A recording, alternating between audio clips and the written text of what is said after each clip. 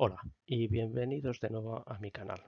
En este nuevo vídeo vamos a tratar la molécula lineal dihidruro de berilio. Esta molécula, que pertenece al grupo de infinito H, como el hidrógeno, nitrógeno, flúor, oxígeno que vimos en un vídeo anterior, contiene un átomo central, que es el átomo de berilio, y dos hidrógenos en los dos extremos, formando un ángulo, como veis aquí, de 180 grados. Según la teoría de repulsión de electrones de valencia, como vemos, es la geometría más adecuada para una molécula que solo tiene dos enlaces.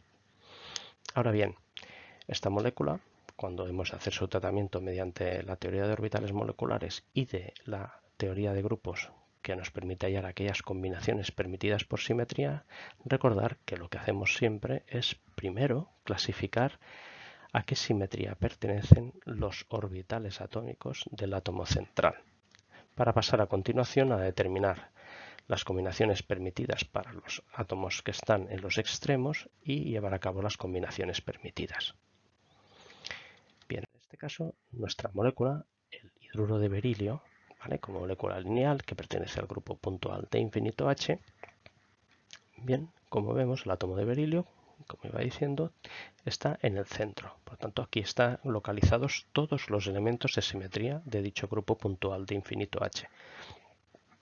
Por lo tanto, para saber a qué representación irreducible pertenecen cada uno de los orbitales atómicos del átomo central, solo hemos de mirar esta columna que tenemos aquí.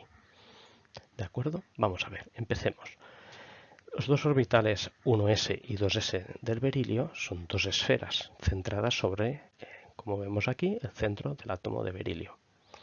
Por lo tanto, su comportamiento es un comportamiento totalmente simétrico respecto a todas las operaciones de simetría. Si rotamos, tanto en el eje de las z como en el de las y, como el de las x, o en cualquier ángulo intermedio, ¿de acuerdo?, o reflejamos en el plano de la transparencia, no cambia la fase de la función de onda del orbital 1s. Por lo tanto, es el orbital totalmente simétrico. Por lo tanto, es la primera representación que aparece en el grupo puntual. Por lo tanto, la sigma g. Por lo tanto, tanto el orbital 1s o el 2s pertenecen, como veis, a la representación sigma g. Después tenemos el orbital pz. Es z porque de manera arbitraria escogemos este eje de aquí, donde está la operación de simetría mayor del grupo, como eje de las zetas. En este caso, como vemos, el orbital pz es un orbital antisimétrico respecto a la operación de inversión.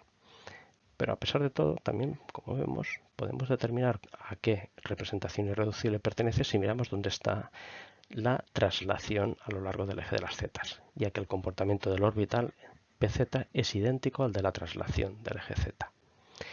Por lo tanto, como podemos ver, pertenece a la representación irreducible sigma u, de u Ungerade.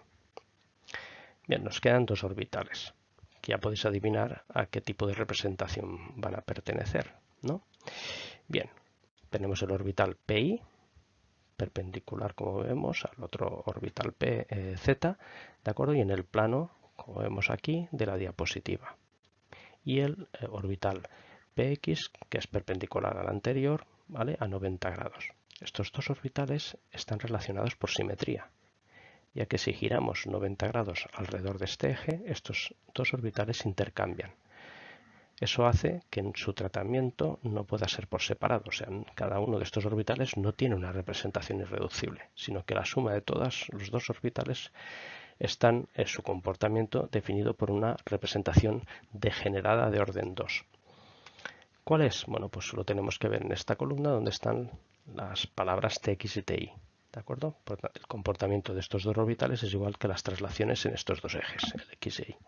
Y como vemos, pertenece al orbital, a la representación irreducible pi u Ungerade, igualmente, ya que como vemos, aquí tenemos un extremo de la función de onda, por ejemplo positivo, y este es negativo, ¿vale? Por lo tanto, es antisimétrico respecto a la inversión.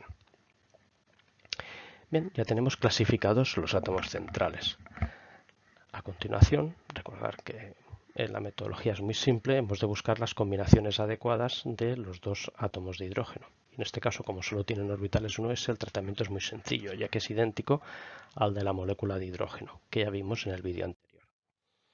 Entonces, si utilizamos como base de representación las dos funciones 1s sobre cada uno de los hidrógenos y sencillamente recordar que las reglas eran muy sencillas. Si después de aplicar la operación se quedaban donde estaban es un 1 por cada uno de los orbitales, si se movían de sitio era un 0 y si se invertían, que nunca será el caso en esta combinación, pues era un -1.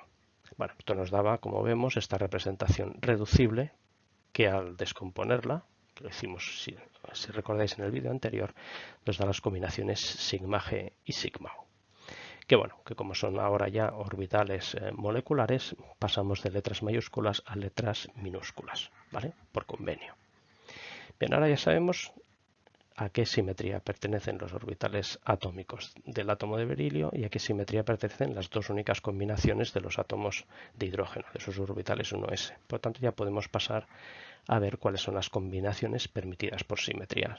Solo se pueden combinar aquellas representaciones que son exactamente iguales.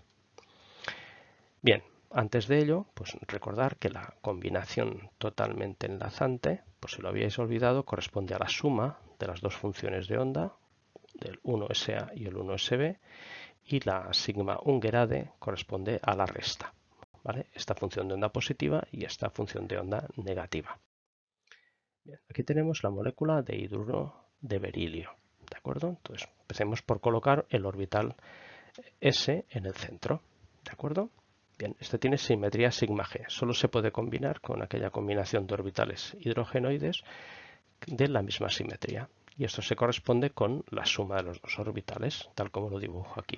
Por lo tanto, el solapamiento de estas dos funciones de onda nos darán los correspondientes enlaces. Sigma entre este hidrógeno y el berilio y entre este berilio y este hidrógeno. En segundo lugar, tenemos el orbital PZ de simetría sigma U, que solo se puede combinar con un orbital sigma U. ¿Cuál es? En el caso de los dos hidrógenos, la resta. ¿De acuerdo? Por lo tanto, el primer orbital con signo positivo combinará con este extremo del orbital PZ también de signo positivo y aquí tenemos signo negativo, pero el orbital molecular resultante de esta combinación, como vemos, es Ungerade, ya que es antisimétrico respecto al centro de inversión. Y bien, y nos quedan los dos orbitales, el PI y el PX, que como vemos no son capaces de combinarse con ninguna de estas combinaciones que tenemos aquí y hemos de considerar que estos dos orbitales de aquí son orbitales moleculares no enlazantes. Bien, a partir de todo esto, pues como veis ya es muy sencillo dibujar el correspondiente diagrama de orbitales. Bien, aquí tenemos el diagrama de orbitales moleculares definitivo de la molécula de hidruro de berilio. A la izquierda tenemos los orbitales atómicos del átomo de berilio, el átomo central, y aquí tenemos las dos combinaciones permitidas por simetría de los dos átomos de hidrógeno. De menos energía a mayor energía iremos llenando con los electrones disponibles. Como vemos, el berilio tiene 4, es una configuración 1s2, 2s2 y el hidrógeno, bueno, los dos átomos de hidrógeno, como vemos aquí, también participa cada uno de ellos con un electrón, total 2 electrones. Bien, el orbital más interno evidentemente será un orbital no enlazante, ¿de acuerdo? Que no se solapará efectivamente con los orbitales de los dos hidrógenos, ¿de acuerdo? Y tiene simetría 1 sigma G. Bien, a continuación tenemos la combinación, como vemos en fase, de los orbitales del orbital 2s del berilio y los 1s de los hidrógenos, de simetría sigma G. A continuación tenemos la siguiente combinación que sería entre el orbital PZ y la combinación antienlazante de los dos hidrógenos, que como vemos ha de ser de mayor energía que la sigma G, ya que hay un plano nodal que pasa por el berilio.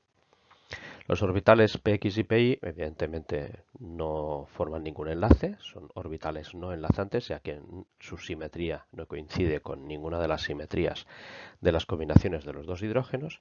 Y por último tenemos las dos combinaciones antienlazantes. La primera, por ejemplo, tiene dos planos nodales y la de mayor energía, como vemos, hay un plano nodal que pasa por el berilio y otros dos planos nodales que pasan por los extremos estos que vemos aquí. Bien, en un próximo vídeo hablaremos de los diagramas de correlación, en los cuales lo que haremos será ver cómo cambian las energías de estas combinaciones de orbitales dependiendo de la simetría del sistema. Para ello utilizaremos, en este caso como ejemplo, el qué pasa cuando pasamos de una molécula lineal a una molécula angular. Como ejemplo de molécula angular, similar a la del, en este caso, como combinaciones a la del hidruro de berilio, tenemos la molécula de agua, que como sabemos forma un ángulo de aproximadamente 109 grados, el ángulo tetraédrico. Bien, pues lo que haremos será, en principio, determinar para qué número de electrones de valencia de una molécula de tipo AX2 es más conveniente tener en cuenta que sea una configuración, como vemos, o simetría lineal o angular, como en el caso del agua. Bueno, si os ha gustado este vídeo, darle un like, apuntaos para tener en principio la oportunidad de ver los nuevos vídeos que voy subiendo al canal, y si tenéis alguna duda sobre este vídeo, que es la segunda vez que lo grabo, ya que aquí había en esta diapositiva un par de errores tipográficos, me lo hacéis saber en los comentarios. Hasta pronto.